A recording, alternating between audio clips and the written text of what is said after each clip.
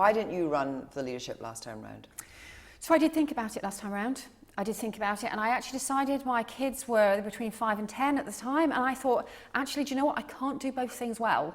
And it just wasn't the right thing for me to do at the time. And I think sometimes you make a hard-headed choice when you're a working mum. You make a hard-headed choice about what are the things you can do well, what are the things that you want to do. I think I can do that now. And I think I can do that now the kids are older, but I don't think it was right for me last time. And I don't think it would have been right for the party as a result. But last time, your husband did run, so he clearly thought he could do both jobs well. Yeah, and he's got a different way of working than me.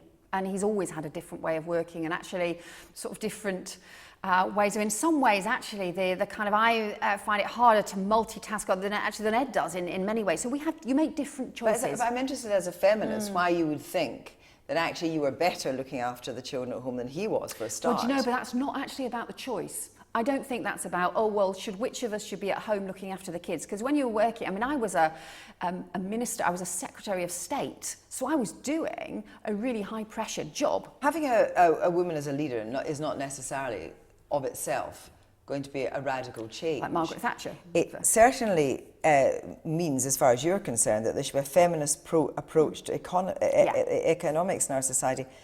I'm really not sure what a feminist approach to economics actually is and how you would differentiate it from all the other approaches. When you're thinking about the economy's infrastructure, the things that underpin a strong economy, we've always traditionally talked about roads, railways, transport infrastructure, maybe skills, maybe training.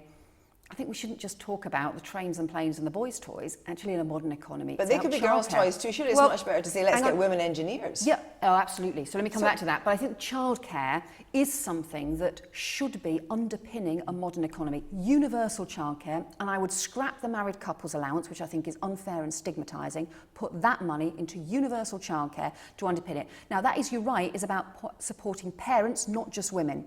But it's the right thing to do.